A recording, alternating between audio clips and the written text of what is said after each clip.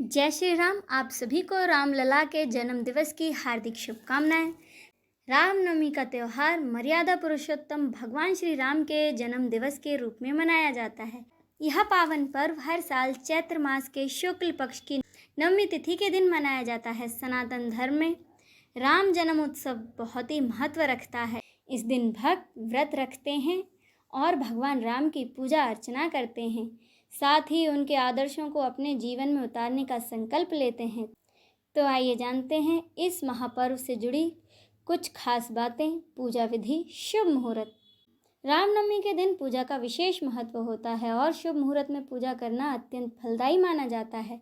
रामनवमी की पूजा का शुभ मुहूर्त 6 अप्रैल को सुबह 11:08 से दोपहर 1:39 तक है। वहीं रामनवमी का मध्याह्न मुहूर्त सुबह 11:07 से दोपहर 12:39 तक है। इस दौरान रामलला की पूजा करने से आपको अत्यधिक फल की प्राप्ति होगी। अब जानिए पूजा विधि। रामनवमी के दिन सुबह जल्दी उठकर स्नान आदि से निवृत्त हो सबसे पहले भगवान सूर्य देव को अर्घ दें, क्योंकि राम जी सूर्य कुल से संबंधित हैं। इसके बाद घर के मंदिर को साफ करें। भगवान राम का ध्यान करते हुए व्रत का संकल्प लें। अब एक चौकी पर पीला कपड़ा बिछाकर भगवान राम, माता सीता, लक्ष्मण और हनुमान जी की प्रतिमा स्थापित करें। अब दोनों हाथों को जोड़कर भगवान का सच्चे दिल से आवाहन करें। अगर आपके पास भगवान की मूर्ति है तो उन्हें गंगा जल से स्नान कराएं। अगर आपके पास फोटो है तो उस पर गंगा जल के छींटे मारकर कपड़े से साफ कर दें। फिर भगवान राम, लक्ष्मण जी और हनुमान जी को पीले वस्त्र अर्पित करें। माता सीता को लाल वस्त्र अर्पित करें। माता सीता को श्रृंगार की वस्तुएं अर्पित करें। भगवान को फल, फूल, मिठाई और विशेष रूप से रामलला को पंजीरी और खीर का भोग लगाएं।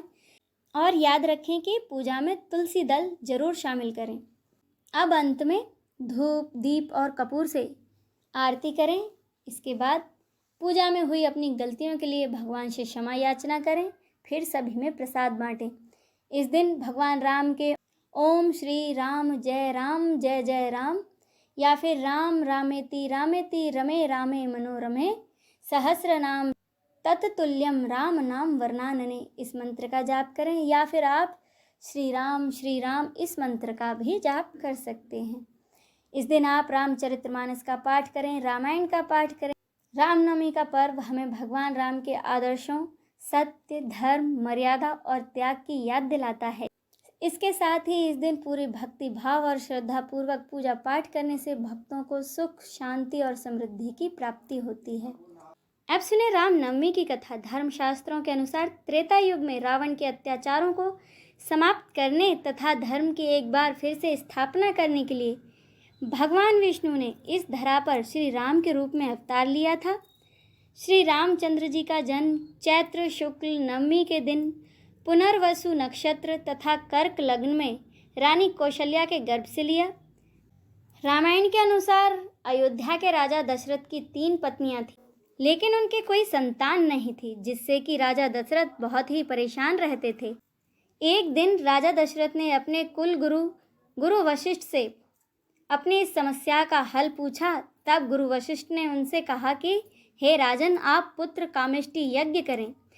इसके बाद राजा दशरथ ने श्रृंगी ऋषि से यज्ञ कराया। इस यज्ञ संपन्न होने के बाद यज्ञ कुंड से अग्निदेव स्वयं अपने हाथों में खीर की एक कटोरी लेकर बाहर निकले और राजा दशरथ को दे दी और कहा कि इन्हें अपनी 3 रानियों को खिला दो।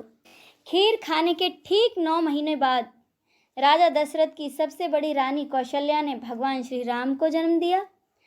माता कैकेयी ने श्री भरत को और सुमित्रा ने जुड़वा बच्चों श्री लक्ष्मण और श्री शत्रुघ्न को जन्म दिया।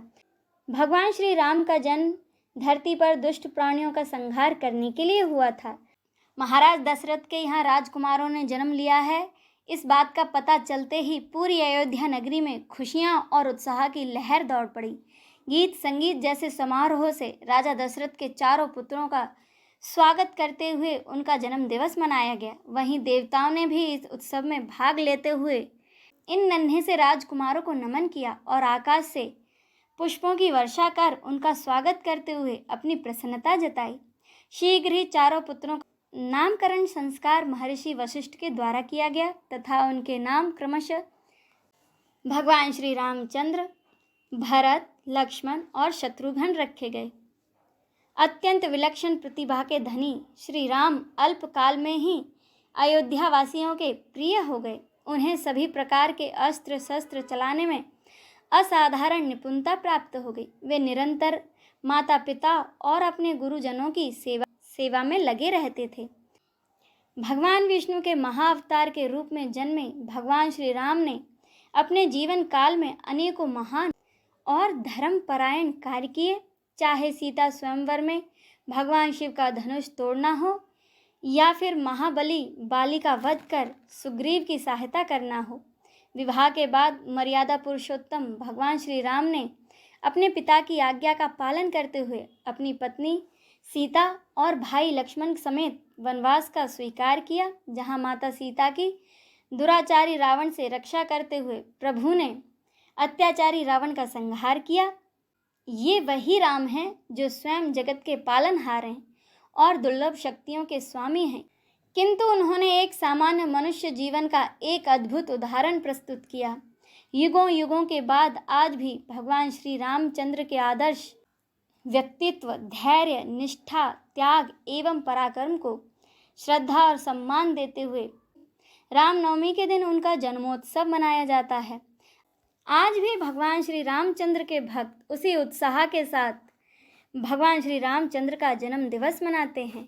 बोलिए भगवान श्री रामचंद्र की जय, माता सीता की जय, नमः पार्वते पते, हर हर महादेव की जय।